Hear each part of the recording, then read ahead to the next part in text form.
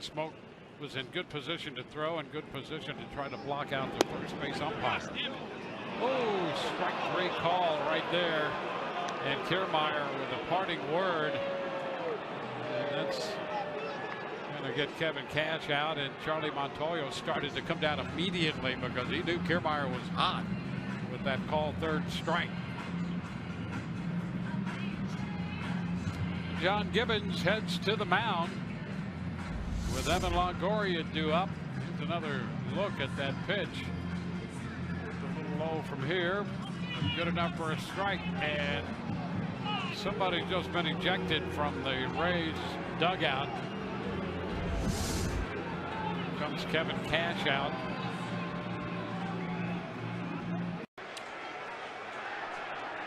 Pete Bet just got run. I think he got run because they warned him. They warned both benches. Man, this is the hottest I think we've ever seen Pete McCann. What we just mentioned the other day, there's just never any arguing anymore. I think he went out to ask, and apparently he didn't get the answer he wanted. I don't think he did. See, that's a ball that he wants to put in play. Here's some of the comparative stats all of last year in a small sampling size 2017. Scoring 3 runs or less, the Rockies already have 4 victories, just 10 all of last year. But the 3.4 runs, it'll be over 5. There's some John going on now. And Buddy just got tossed out by Mike Everett. Scott Service said his piece, got his money's worth. First base umpire C.B. Buckner on that dribbling ground ball to first. It was going and going, and then it got a little bit more heated, and you could see it was going to boiling point. Out of here. First ejection for Scott this season, and he is done for the day. So Tim Bogar, the bench coach, will take care. Let's take a look at what happened. Martin was at the plate, and it did not hit Martin, although he reacted like it did. So down to first, here's Napoli making a play, goes over the bag. He goes to the bag. He doesn't hear anything, doesn't see anything, doesn't hear anything from CB, doesn't see anything from Mark Carlson, touches up. So he's got a beef. Jeff Banner started walking his way out. Now CB Buckner consulting with, with Napoli. Convinced him to make the call. It did. Game the Rangers won 8-1. This one pounded in the dirt down the 3rd baseline. Slow hop for Gallo, and his good throw, and plenty of time to get Davis for out number 1. See what Martin Perez did last time against the Oakland A's. 5 1/3, 6 hits. Did a really good job with the swings and misses and the strikeouts, and now looks like we might see this called back as a foul ball. Now anything in front of the base, as we talked about, is not reviewable. Jeff Bannister not too thrilled about this call right now. It was close watching it live, but I didn't hear anybody say anything. We'll take a look here at the replay, where Joey Gallo is, and so that's a judgment call as far as what they see over the bag. And Jeff Bannister is going to call it a day here in the 3rd inning. He is completely dissatisfied with that call. And I think he's got a fair argument. It's interesting because I was looking at 3rd base umpire Mike Everett signaling fair. I mean, he made a very decisive point fair, but it's really not his call. It's Welke's call. On a ball in front of the bag. Welke, the plate umpire, who is also subsequently now throwing Jeff Bannister. That didn't take Banny long either. He was hot.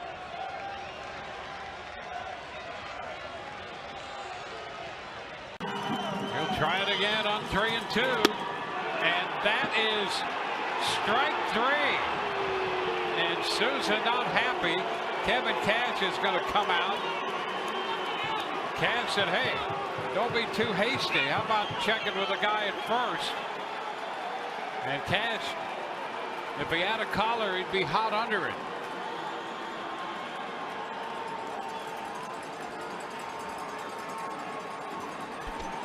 So Souza Jr. out on strikes. Well, Vanover, you're going to see he calls it on the swing, and that's what Kevin Cash is saying. Ask for help. because it certainly didn't look like in real time that Souza Jr. went around on that, but that's what he got called on. You'll see Larry Vanover point at the bat. It could still be Breslow. We'll find out. The 1-2 check swing he went. Castro strikes out. Some words with Alan Porter. And here comes Paul Molitor. Jacket on, and Paul Molitor's been tossed by Alan Porter. Paul is asking that Alan Porter get some help from Andy Fletcher, but Alan Porter said he had that the entire time, and this was just a matter of time. The Twins had been unhappy with the strike zone all day, and this was kind of the breaking point. Paul Molitor ejected here by Alan Porter.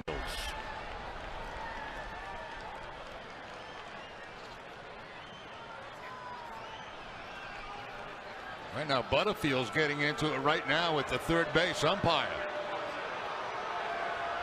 Yep, up against Alan Porter there. The other umpires are coming over to aid him as John Farrell comes out. Looks like Brian has been tossed out of the game.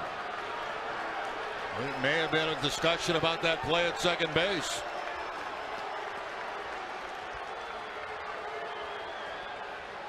I think Brian Butterfield upset about the spiking of Dustin Pedroia by Machado. You know, to me, you know, if a guy comes out in the middle of innings and he's having words with an umpire, let it pass. Just, you know, let's have the chat, and that's okay. But to throw somebody out between innings, to me, is weak. Brian Butterfield sticking up for his second baseman. John Farrell has been angry at the result of that call, too. So it looks like we're going to have a switch in coaches. Amaro will probably go to third base to coach as he's moving over there now.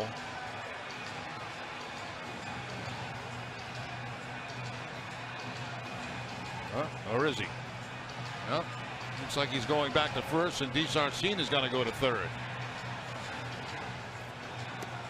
Of course, the coaches have to wear those helmets going back several years for protection. Smart move. Here's Miguel Sano.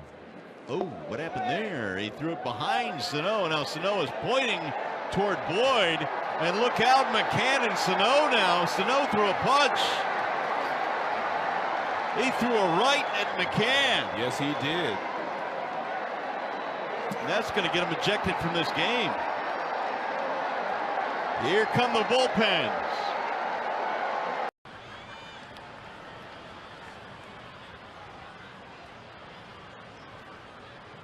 And he gets drilled. We knew eventually that was coming.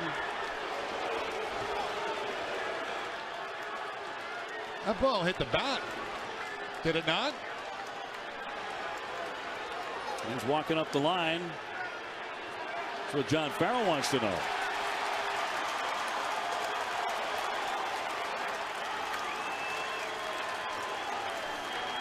This all goes back to the spiking of Dustin Pedroia.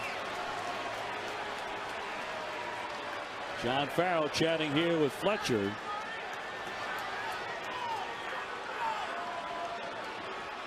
And Machado walking up the first base line to take the base. That sounded like the ball hit the bat. But what did I tell you between innings, Dave? Hey. And the big man throws a punch at McCann. Here come the benches. And McCann and home plate umpire Jordan Baker tried to get between Boyd and Sano. So I believe Sano is going to be ejected from the game. And the umpires are going to huddle up right now and kind of sort this out. He just went off immediately. Started pointing his finger. Well, anytime the ball is thrown behind you, you feel like there's intent. And McCann is saying, all right, let's do it. He went right back after Sano. Not sure I'd want to tangle with Sano, but McCann's a big boy as well. I think they've ejected Boyd. Yeah, I think they were going to, yeah. Yeah, they did. I thought the umpires handled it the right way. Boyd had to go. But that was a purpose pitch. No doubt about it. Shift is on now with 2 strikes, and the 3-2 pitch struck him out. He may get tossed. Now he is tossed. Carpenter thrown out of this game.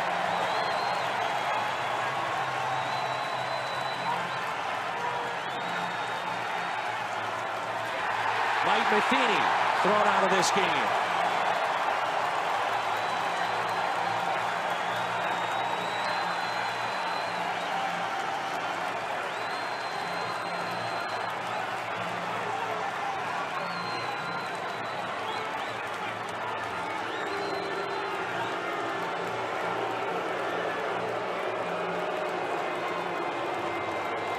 All right, Mike and Tony, thanks very much. As in between innings here, Andy Green was tossed from this game, arguing balls and strikes, it appeared. Get a little tired of watching the strike zone of Paul Emmel for most of the day, and frustration kind of boiled over, and he is ejected from this game. We saw a very questionable.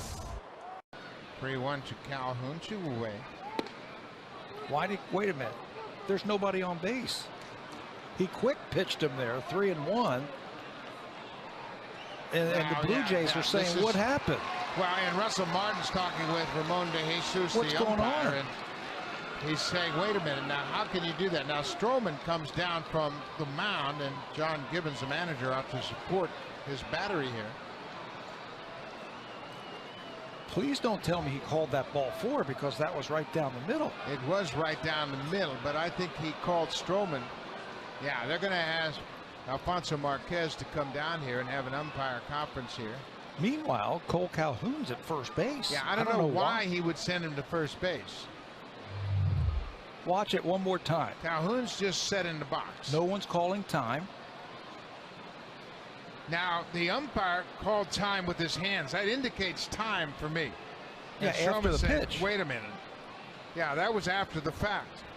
The pitch was already on its way to home when he threw up his hands as if to say time. Watch the umpire.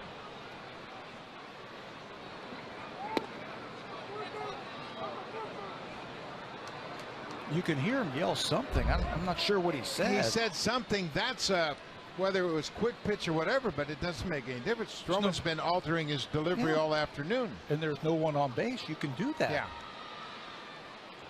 So Alfonso Marquez is the crew chief, and he is going to sort things out here, and now he's going to explain it to John Gibbons, and John's, I don't know what kind of explanation John would accept. I would like to hear this one, and I think Marcus Stroman should get in on this conversation too, so the umpires can explain it to him.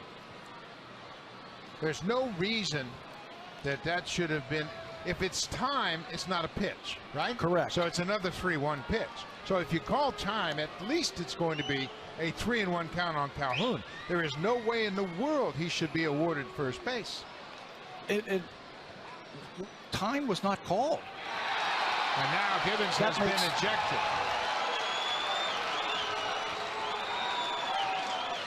I just think he made a mistake, the umpire, and they're just making something up here that just doesn't make any sense. Yeah, there is no reason in the world that Cole Calhoun should be at first base. If, in fact, the umpire called time, it's no pitch. So then it would be another 3-1 pitch to Calhoun. I don't understand how he can be awarded first base. Well, now he's going to Marcus, and he's explaining his side of the story to Marcus Stroman. And Marcus has something to say to him. Well, and Russell's got to help Marcus gather his composure. But even if Cole Calhoun called time, that means there's no pitch. Watch the umpire's hand. He throws up his hands at the end as if to say time. Well, if time indeed was granted, then there's no pitch. Yeah. So how does he get to first? I don't know. I've never seen that. That doesn't make any sense. Somebody explain that to me, please. Larry Rothschild just got thrown out of the game. Had a few words for the home plate umpire, Scott Barry. You know what? I had a feeling somebody was going to go. And here comes Joe Girardi. And you know what? Joe might be going too. You can't argue balls and strikes. He's getting a little heated. Finger pointing started. Did he just throw him out? I think that's his throw out wave right there. It's not much. And Girardi's going to get his money's worth. Here we go. Just don't bump him. bumping the suspension. Well, Rothschild's gone. Pitching coach. Now the manager follows. Here comes Rothschild. Yep, he's gone. And here goes Joe Girardi. Ejection number 2. Meanwhile, home plate gets covered up. Right out of the Billy Martin playbook. Bogaerts will lead it off. Bogaerts has had a big series. The 4 for 8, couple of runs scored. Moreland and then Young will follow.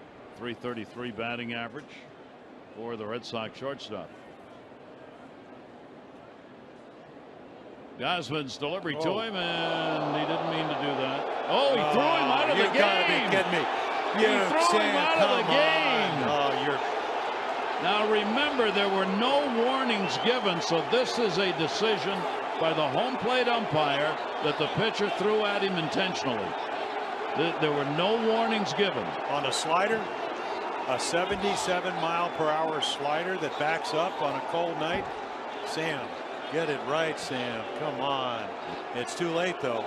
You can beg and you do whatever, but this is all about what happened last night and what happened in Baltimore. I mean, Caleb Joseph knows he wasn't trying to hit him with a backup slider. No, I mean, we always try and be fair about these things. Obviously, with a slant, a little, but there is no way Kevin Gausman wanted to hit him. Well, now you know, and again, not Sam Holbrook's been around a long time. There are umpires and there are people in the baseball world, maybe never pitched, but they think sometimes the way you get around throwing at guys is to actually throw a breaking ball. But please, you know, we had Sale throwing 97, Barnes throwing 96, Rodriguez trying to hit him, Bundy plunked the Betts.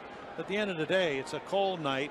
This is the first breaking ball he throws, and watch, I mean, it just backs up and he throws them out. That's a knee-jerk reaction, and again, it really hurts the Orioles. That's the bottom line here. You got your starter, now somebody's going to have to pitch.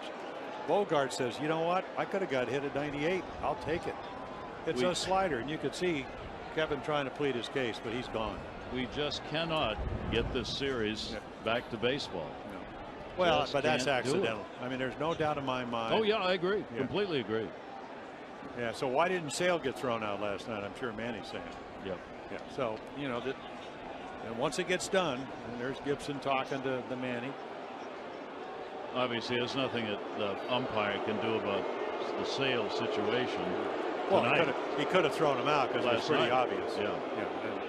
And he will. I think he will get suspended, based on what Joe Torre said today. Sale, there he is, will probably pick up a suspension, although none was announced today.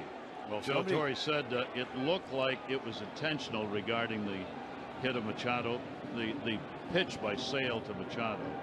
When he throws the ball behind somebody, unless it's a rainy day, I don't see that being by mistake. That was Joe Torre commenting today.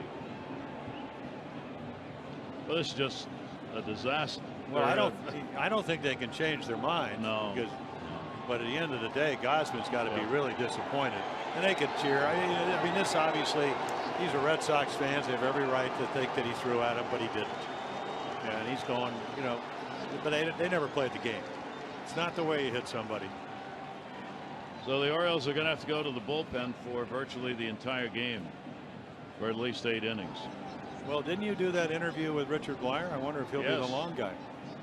And he's the long and middle and short left-hander out of the bullpen, and there he is. So Blyer is going to warm up a bit, and then he'll come on. Now Buck has not been thrown out because there was no warning to the clubs. The manager isn't automatically thrown out if you have a hit batter like that. Had there been warnings given and the umpire rules a pitcher hit a batter intentionally, then both are gone. But at the end of the day, if you're Sam Holbrook, you still, and I know it's a spur of the moment decision, you have to make a decision. If you understand the game, and umpires, you know, I mean, that's what you do for a living. It was a backup slider. It's the first one he threw. Jim, I mean, and he hit him in the hip. It wasn't around the head. Couldn't agree more. You know, it's but a bad call. Yeah. and I think an unnecessary one. But this thing just goes on and on and on.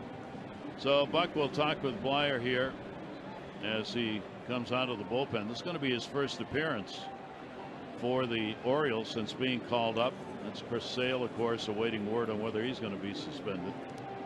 So Blyer, the left-hander, talk with Caleb. He'll take his warm-up tosses, and we're only in the second inning. Runners off first and second. The 1-0 delivery, a pickoff play, and it goes into the outfield. Didn't see it though, and backed up by Adam Jones, who had to run a country mile to get to it. And a balk, I think, has been called.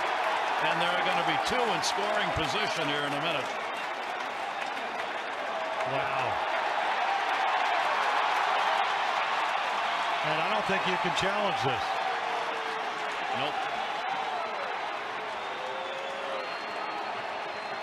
Balk called by the home plate umpire. Well, I'll tell you what, you got to go ask the other umpires. And he's out, but Showalter's been heaved.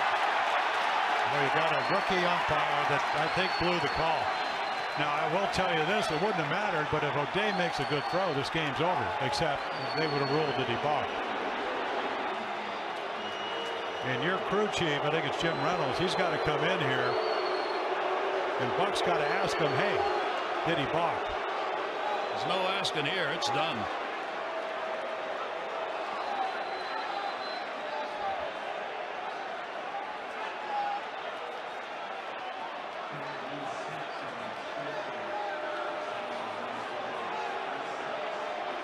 Jim Reynolds is the crew chief in the middle there. Well, here's the throw. And this is a great call by the Orioles. So right here, yeah, I guess they assume, but see, that's the way he starts his windup. He made a move to the plate, though. Yeah, well, I'm saying he drops his shoulder, yeah, and they judged it. So either way you look at it, good throw, he tags it, yeah. So now there are runners at second and third. Ryan Braun was none too pleased with that called third strike. Quinn Wolcott, the home plate umpire, ringing him up, and Ryan's night is done. As Braun disagreed and flipped the bat. Let's check it out. Here's the conversation after the called third strike.